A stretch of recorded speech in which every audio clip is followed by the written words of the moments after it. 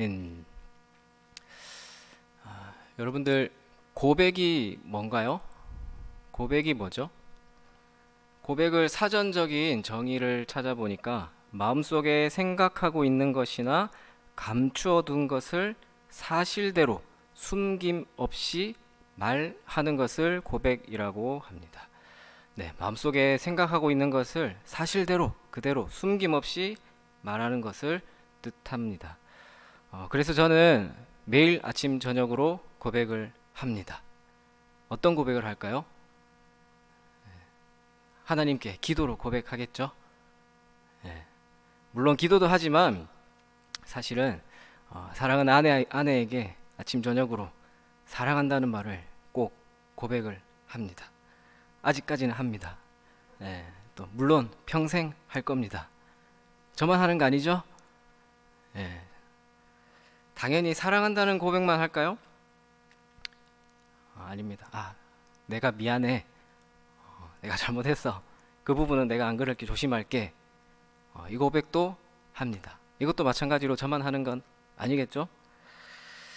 다들 이렇게 마음속에 생각하고 있는 것들 다 드러내지는 않지만 누군가에게는 털어놓고 고백을 하실 것입니다. 그러나 중요한 것은요, 내가 큰 마음을 먹고 그 고백하는 것도 중요하지만 그 고백을 받는 사람, 받는 대상, 누구로부터 나와서 하는 고백이냐라는 것이 중요합니다. 제가 지나가는 사람 붙잡고 사랑합니다 하면은 되겠습니까? 큰일 나죠. 왜 그 고백을 하게 되었느냐가 중요하다라는 말씀입니다. 그래서 오늘 읽은 본문 말씀을 보시면 좀 전에도 불렀던 우리 잘 아시는 찬양의 고백이 나옵니다. 나의 주, 나의 하나님이여 라는 도마의 고백입니다. 뿐만 아니라 성경에는요, 구약을 포함해서도 여러 고백들이 있지만 또 유명한 고백이 있죠. 베드로의 고백을 잘 아실 겁니다. 마태복음 16장 16절을 보시면 주는 그리스도시요 살아계신 하나님의 아들이십니다 라는 그 고백이 있습니다. 이 성경에는 하나님을 향한 고백의 그런 구절들이 많이 있고 그런 인물들이 드린 고백들도 중요하지만 확실하게 짚고 넘어가야 될 것은요, 그 고백의 대상, 그 고백의 동기가 무엇이냐라는 것입니다. 오늘 말씀의 도마는 누구에게 고백을 했죠? 예수님에게 고백을 했습니다. 자, 결론부터 말씀드리자면은 성경에 나오는 고백들이 위대한 고백이고 중요한 고백들이지만 근본적으로 중요한 것은 바로 그 고백을 불러 일으키신 예수 그리스도라는 사실입니다. 우리 주님이 그 고백을 받으신다라는 것입니다. 오늘 이 시간에는 본문의 이 도마의 고백을 살펴보면서 이 고백이 어떤 의미일지 또 이 고백을 일으키신 예수님께 초점을 맞추어서 살펴보도록 하겠습니다. 말씀드렸다시피 오늘 본문의 초점은 도마가 아니라 예수님께 있습니다. 자, 그 가운데 본문 속에서 몇 가지 주제를 알 수 있습니다. 첫 번째는 먼저 믿음에 관한 교훈입니다. 믿음. 주님은 부활하신 이후에 제자들에게 나타나셨습니다. 그런데 본문 24절에 보니까 도마는 어디 있었습니까? 예수께서 오셨을 때 함께 있지 아니한지라 라고 말씀합니다. 19절에서부터 말씀해서 예수님이 제자들에게 나타나셨는데 죽으시고 부활하시고 제자들에게 나타나셨는데 그때 가룟 유다와 도마를 제외한 이 10명의 제자들이 있었을 것이다 라고 추측을 합니다. 자, 왜 도마가 그 자리에 없었는지는 성경에는 구체적으로 나와 있지 않습니다.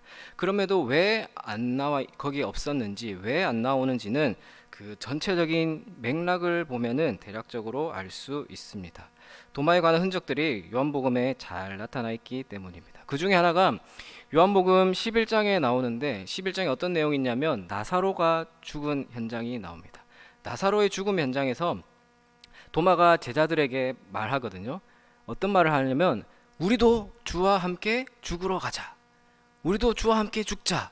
라는 그 말을 요한복음 11장에서 말합니다. 다른 제자들에게 우리도 함께 예수님과 죽자. 헌신의 말이죠.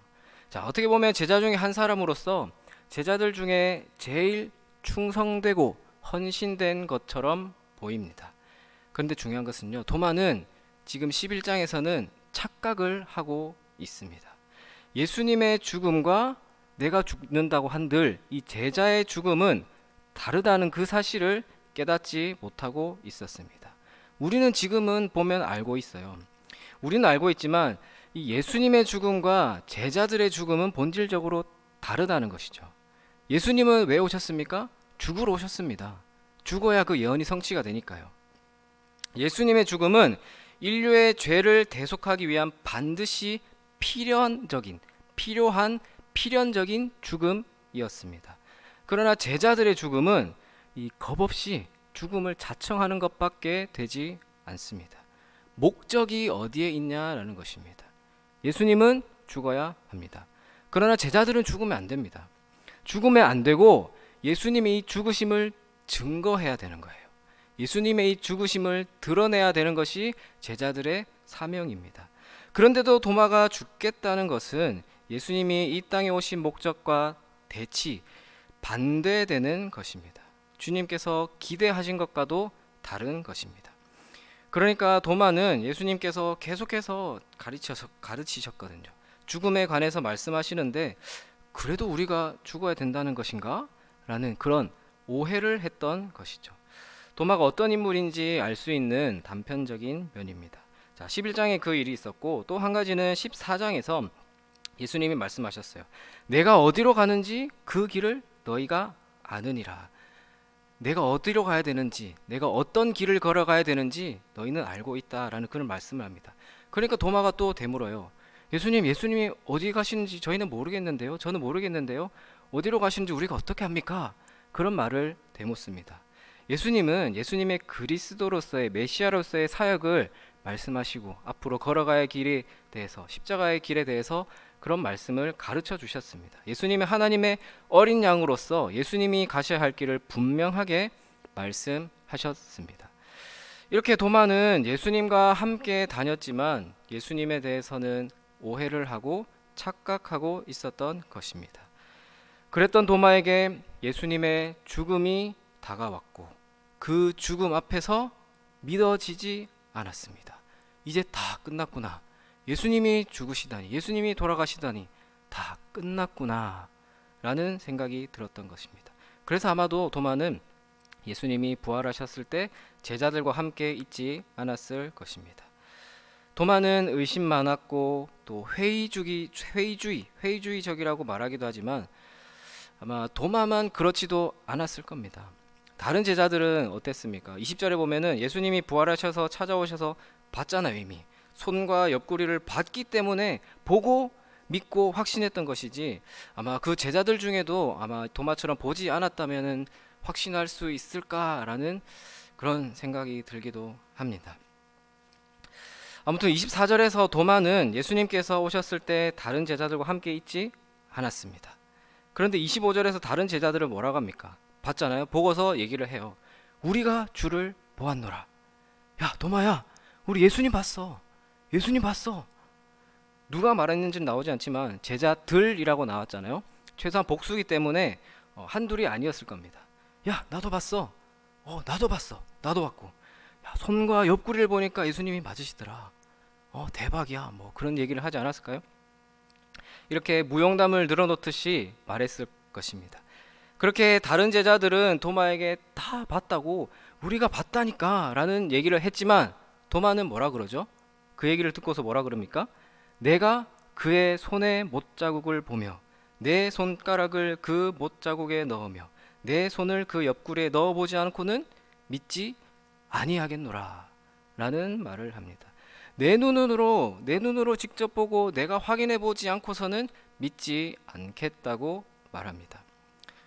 그 얘기를 듣고 다른 제자들은 또 뭐라고 생각할까요? 참 고집 세다. 어떻게 사람 말을 그렇게 안 믿냐? 우리 주변에도 그런 사람들 꼭 한두 번씩은 있죠. 어떤 말을 해도 믿지 않는 사람들, 꼭 자기가 아는 것만 정답이고 그런 사람들이 꼭 있는 것 같습니다. 그것처럼 도마는 믿지 않았습니다.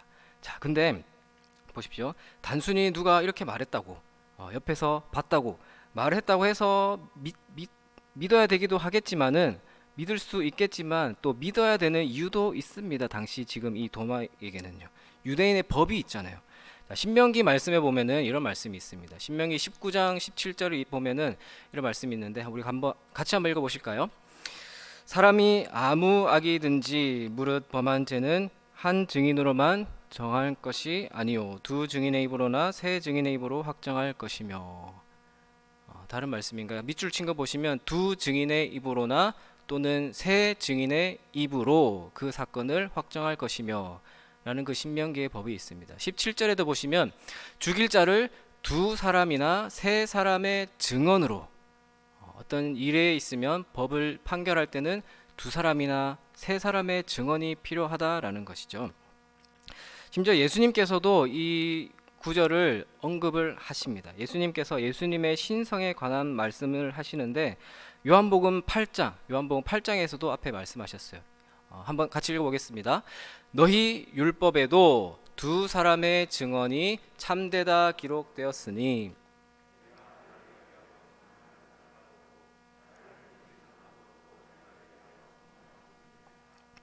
네, 예수님께서도 이 신명기 구절을 인용하시면서 이렇게 말씀하신 겁니다. 그래서 사도 바울도 고린도 말씀에서 두세 증인의 입으로 말마다 확정하리라. 자, 이런 법이 있습니다. 즉 도마는 두세 명 아니면 혹은 더 많은 그 이상의 다수의 제자들의 증언도 믿지 않았습니다.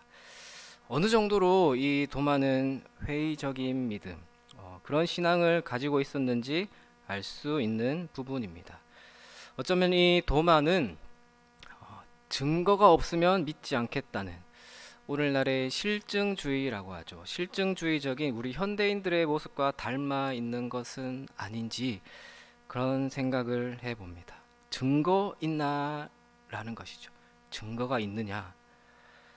누가 뭐라고 말을 했던 같이 간에 내가 보고 믿을 만한 명확한 증거를 내놓아라 라는 것이죠. 그래서 요즘 오늘날에는 법적으로 소송을 하게 되면은 증인의 증언, 그런 선서도 중요하겠지만 다 서류로 제출을 하고 증거를 제출을 하지 않습니까? 제일 처음에 누가 언제 어떻게 했다라는 이 내용 증명을 다 서류로 보내고 다 처리를 하더라고요. 서면으로 다 증거를 남기고 그에 따른 자료를 첨부해서 검토를 하고 판결을 내립니다. 자, 근데 지금 도마의 경우는 두세 사람의 증언이라면 인정을 받는 유대법을 따르고 있는데 제자들이 봤다고 확실하게 다들 증언을 하는데도, 그런데도 지금 이 도마의 상황에서는 이런 법을 가지고 있는데도 그렇게 얘기하면은 안 믿어졌을까요? 믿어야 되지 않을까요? 믿고 싶겠죠. 다른 동료 제자들은 다 만났다니까. 그런데 안 믿어지는데, 믿어지지가 않는데 도마인들 어떡하겠습니까? 그래서 여러분들, 오늘 본문에서 중요한 것은 서두에 말씀드렸던 이 고백의 대상도 중요하고요. 그 다음으로 이 믿음에 관해서도 말씀을 하는 겁니다. 믿는다는 것이 믿음이 어떤 것인지에서도 말씀을 해주고 있습니다. 믿음이 무엇입니까? 믿음은 하나님의 선물입니다. 우리가 믿는 이 믿음은 하나님의 선물입니다. 믿어진다고 하는 것은 놀라운 축복이고 은혜입니다. 이 자리에 계신 여러분들은 그 믿음을 통해, 믿음이 있기 때문에 이 자리에 있는 줄 믿습니다. 그런데 그렇게 믿음을 선물로 받았는데 또 한 가지 우리가 놓치지 말아야 할 부분은, 우리가 믿는 이 믿음에 기반이 있는 기독교는 믿음 다음에 따라오는 것이 있습니다. 자, 그래서 두 번째는 변화입니다. 변화. 첫 번째로 믿음이 있다면 이어서 따라와야 될 것은 변화라는 것이죠. 이렇게 의심이 많은 도마가, 믿음이 없는 도마가 주님을 만난 이후에 고백을 합니다. 28절을 보시면 도마가 대답하여 이르되 나의 주님이시오 나의 하나님이시니이다. 믿어지니까, 믿게 되니까 이런 변화된 고백이 나오는 것입니다. 멋있지 않습니까? 도마의 이 고백과 함께 따라오는 게 베드로의 유명한 신앙 고백이 있죠. 이 베드로가 고백한 마태복음 말씀도 한번 같이 보겠습니다. 함께 읽겠습니다. 시몬 베드로가 대답하여 이르되 주는 그리스도시요 살아계신 하나님의 아들이시니이다. 자, 베드로도 이런 고백을 했어요. 자, 베드로의 고백도 이 신앙 고백을 토대로 이 신앙 고백 위에 교회를 세우실 정도로 위대한 고백입니다. 서두에 잠깐 언급했지만 베드로의 신앙 고백에 대해서도 잠깐 언급을 하자면, 예전에는 찬양도 부르고 이런 성경 암송으로도 많이 해서 참 대단한 믿음이구나, 위대한 신앙 고백이고 우리가 믿는 기독교의 근본과 같은 것이구나, 정말 위대한 것이구나 라고 머리로만 알고 있었습니다. 그런데 제가 성지순례 여행을 다녀와 보니까요, 조금 더 깊이 다가오더라고요. 이 베드로의 이 고백이 있었던 마태복음 16장에서 베드로의 고백이 있었던 곳이 어디냐면은, 마태복음에는 빌립보 가이사랴라고 나오는데 가이사랴 빌립보라는 지역입니다. 가이사랴 빌립보라는 곳에서 이 일이 있었어요. 바울이 방문했던 곳도 가이사랴긴 한데 거기는 해안 도시의 다른 지역입니다. 자, 여기가 어디냐면은 그 당시에 분봉왕인 헤롯 빌립 왕이 있었습니다. 헤롯 빌립 왕이 이 지역을 다스리고 있다가 로마 황제 가이사에게 이 지역을 바치게 돼요. 이 지역을 바치면서 이름을 합치는데 자기 이름이 앞에 올 수 없으니까 가이사랴 빌립보라는 지명이 되었습니다. 자, 여기서 예수님이 제자들을 모아놓고 물어보셨어요. 사람들이 나를 누구라 하느냐? 누구는 세례 요한, 엘리야, 또 뭐 예레미야 선지자 중에 하나라고 합니다 라는 대답을 하죠. 그러면 너희는 나를 누구라 하느냐? 너희는 나를 누구라 하느냐? 라고 예수님이 물으셨을 때 베드로가 고백합니다. 주는 그리스도시고 살아계신 하나님의 아들입니다. 그렇구나. 자, 여기까지 이렇게만 봐도 대단한데 그 지역의 배경을 좀 더 알아보면요, 그 고백을 했을 거라고 추정하는 그 장소에 가니까 여러 유적들이 있어요. 판신전이라고 하는데 반인반수의 그 당시 신이 있었어요. 그 신을 섬기는 신전이 있고, 제우스 신전, 네메시스 신전, 이 신도 뭐 염소 같은 그런 신이에요. 그런 신전이 있고, 또 황제 아우구스투스 신전, 그 신전의 터가 그 지역에 아직도 보존이 되어 있어요. 자, 그 있는 장소입니다. 그러니까 그 당시에 있었던 터가 그대로 남아 있는데 모든 사람들이 섬긴다는 그 신전들이 다 있는 곳이에요. 그 가운데서 이 고백을 한 거죠. 생각해 보십시오. 또 여러 신들이 있고 그 당시에 살아있는 황제 살아있는 권력이 제일 무섭지 않습니까? 그 황제 신전터까지 있는데 거기서 그 장소에서 주님이 그리스도시고 살아계신 하나님 아들이십니다 라는 고백을 했다는 겁니다. 누가 지나가다가 듣기라도 했다면은 그 자리에서 바로 돌맞아 죽어도 이상하지 않을 만큼 정말 목숨을 건 고백입니다. 그렇기 때문에 베드로의 고백을 예수님이 받으시고 그 고백 위에 교회를 세우신 것이고요. 자, 이렇게 베드로의 고백도 정말 귀하고 위대한 고백인데 도마의 고백도 놀라운 게 예수님을 나의 주님이라고 그래요. 나의 주님, 나의 하나님이라고 합니다. 나의 주님, 나의 하나님이라고 부르는 것은 사복음서 또 전 성경을 봐도 여기 이 베드로 도마의 고백밖에는 없습니다. 물론 다른 10명의 제자들 중에서도 이런 고백을 했을지도 모르겠습니다. 그렇지만 성경은 도마의 고백만을 기록하고 있죠. 그렇게 의심이 많은 도마, 또 나머지 동료 제자들의 증언도 믿지 않고 받아들이지 않던 그 도마가 모든 사람들 중에 가장 위대한 나의 주님이십니다, 나의 하나님이십니다 라는 고백을 한 것입니다. 가장 믿음이 없었던 도마에서 가장 위대한 신앙의 고백을 한 이 도마를 우리가 어떻게 이해를 할 수 있을까요? 주님을 만나면 가능한 줄로 믿습니다. 주님을 만나면 이런 변화된 고백을 할 줄 믿습니다. 가장 의심 많은 도마를 가장 위대한 신앙의 고백으로 이끄신 분이 바로 주님이십니다. 여러분, 주님을 만나면 믿음이 생기고요, 믿음이 생기면 변화가 따라오고, 그 변화된 삶이 은혜가 가득하여서 그 은혜의 감격으로 사로잡혀서 살아가는 것입니다. 예수 그리스도를 인격적으로 만나면 바뀌어지게 되어 있습니다. 만약 인격적으로 만났음에도 변화가 없다면 어쩌면 우리는 회의감에 사로잡혀 있지는 않는 것인지 생각해 볼 필요가 있습니다. 가장 의심 많던 도마가 가장 위대한 신앙의 고백을 하게 된 것도 높이 평가해야 하겠지만, 이런 고백을 하게 하신 분이 바로 우리 주님이시다라는 사실을 꼭 잊지 마시기 바랍니다.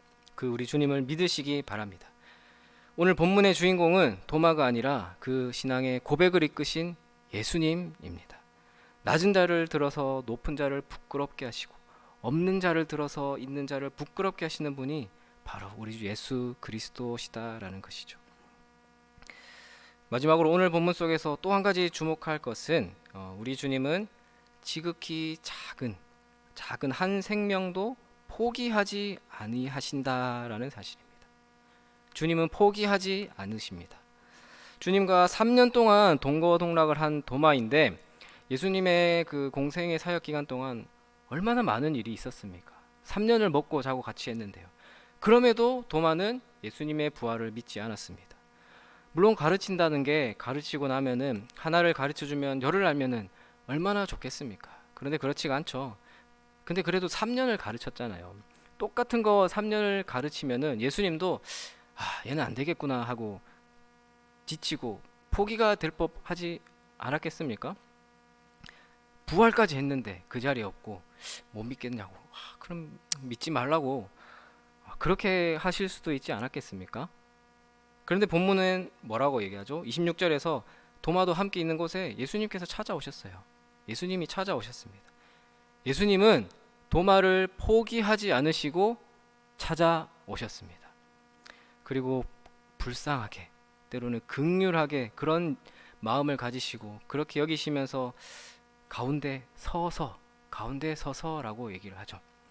이렇게 말씀을 하십니다. 27절을 보시면 도마에게 이르시되 내 손가락을 이리 내밀어 내 손을 보고 내 손을 내밀어 내 옆구리에 넣어보라. 그리하여 믿음 없는 자가 되지 말고 믿는 자가 되라. 이렇게 예수님은 도마를 찾아오셔서 말씀을 하셨습니다. 이 말씀 이후에 바로 이어 나오는 고백이 도마의 고백이고요. 아마 이 27절과 도마의 고백이 있는 28절 사이에 도마가 만졌을 것 같은 그런 상상을 해볼 수도 있겠지만 그런 내용은 없습니다. 자, 예수님의 27절 이 말씀을 듣고 도마는 아마 만져볼 필요도 없었을 것 같습니다. 이 말을 듣고 나자 바로 고백을 하죠. 네, 맞습니다. 우리 주님이십니다. 주님 맞습니다. 주님이 나의 주님이시고 나의 하나님이십니다.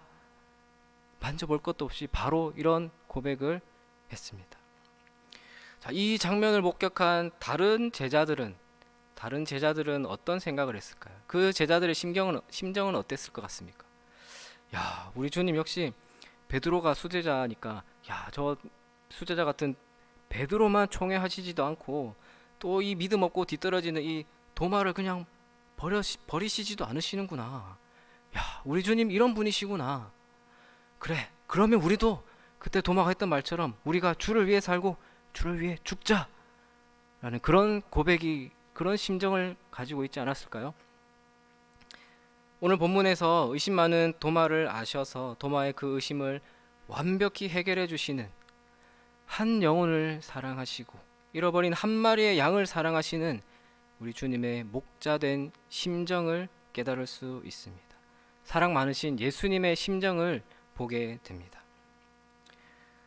우리 사랑하는 성도 여러분, 의심 많은 도마를 포기하지 않으셔서 찾아오셔서 그 의심을 해소시켜 주시고 영적인 눈을 열어주셔서 도마를 복음의 증인으로 세우신 우리 예수님을 바라보시기를 바랍니다.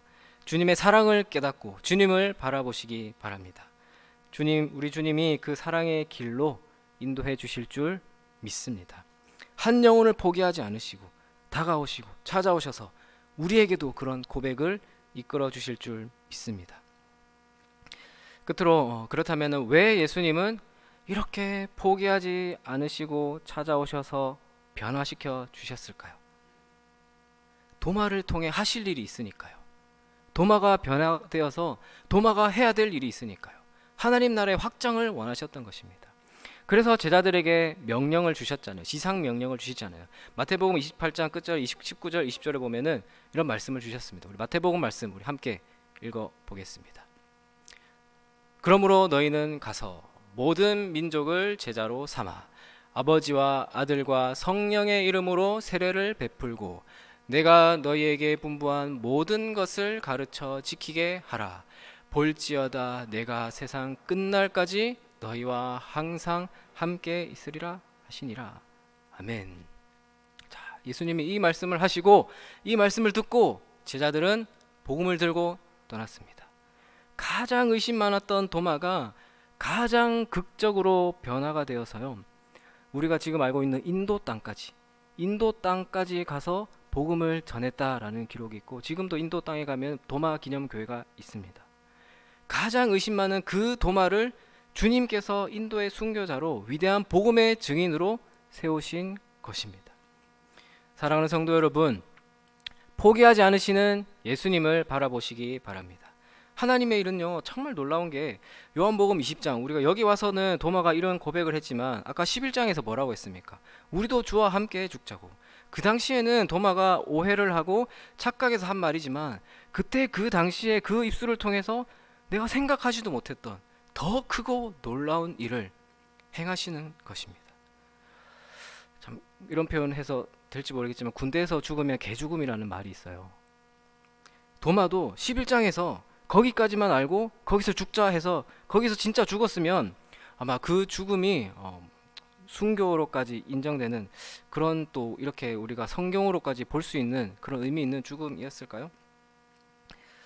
예수님이 찾아오셔서 만나주시고 변화시켜 주셔서 고백을 이끌어 주신 덕분에 순교자로서의 그 삶이 있었기 때문에 11장의 고백도 재평가라고 하죠. 재평가. 다시 와닿게 되는 것입니다.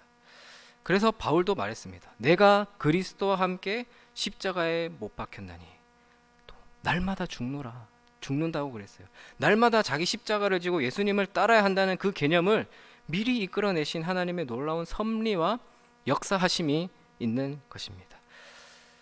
우리도 기억하시기 바랍니다. 믿음이 없는 사람도 사랑하시는 주님의 그 심정을 기억하시기 바랍니다. 우리도 다 도마와 같은 존재입니다. 우리를 이곳에 불러주시고 우리를 세우셨으니 나 같은 죄인을 구원해 주시고 포기하지 않으신 주님께 우리가 우리의 신앙의 고백, 우리가 주님을 향한 사랑의 고백, 주님을 향한 감사의 고백이 가득한 여러분들이 되시기를 바랍니다. 그 주님의 은혜에 감격하고 감사하고 주님의 복음의 증인으로의 삶을 살아가시는 우리 모두가 되시기를 주님의 이름으로 축원드립니다. 네, 기도하겠습니다. 하나님 아버지 감사합니다. 저희들을 사랑하셔서 저희들을 불러주셨고 또한 우리가 함께 주님의 사랑을 받고 고백하며 증거하는 삶을 살아갈 수 있도록 인도하여 주셔서 감사합니다. 우리의 삶 가운데 하나님의 은혜를 늘 기억하며 감사의 고백, 사랑의 고백, 영광의 고백이 가득한 우리의 삶이 되어서 주님께 영광 돌릴 수 있도록 역사하여 주시옵소서. 감사를 드리며 예수님 이름으로 기도드립니다. 아멘.